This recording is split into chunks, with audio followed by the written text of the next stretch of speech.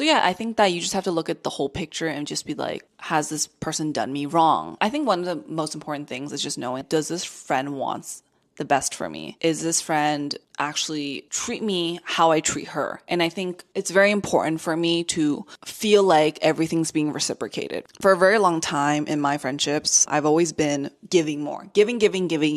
And I never viewed that as like an issue. I never was like, oh, why the fuck am I always giving? But it was always like that. And then I slowly realized I can actually find people who can match me how much I give to people. I don't want it to sound like, oh, you're doing this just so people can do it for you. No, but at the same time, yes, I don't want to always be the one reaching out to hang out to you. If I do this, I expect something back. If I actively listen to you, I expect you to do the same back. If I'm always there for you, I expect for the same. Depends on you. Some people are like, oh, I want to be like a low maintenance friend. I don't want to seem like I have so much stuff, but like, you do you, boo. You do you. You stand proudly of what you say. That's completely fine. But I don't think we should shame people who want a more high maintenance friendship where you put in a lot of work into your friendships. Because for me, I like putting a lot of work into my friendships, and I like receiving the same back. And I just think that we all have different preferences. And for a long time, I honestly did feel like, oh, am I being too high maintenance? Like, what the hell? But I met people who can return the same to me. It's just that you need to find people who are on the same wavelength as you. And you have to find people who are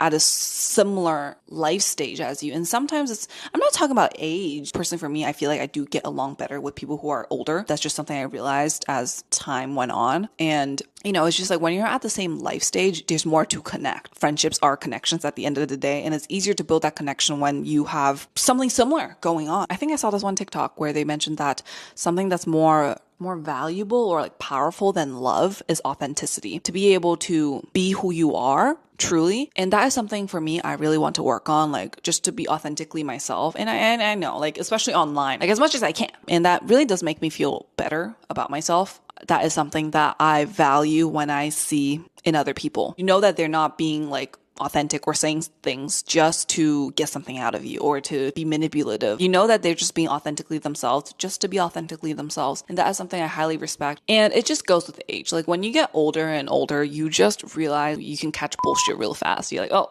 what the fuck is that? You just listen to what they're saying, like, oh, okay.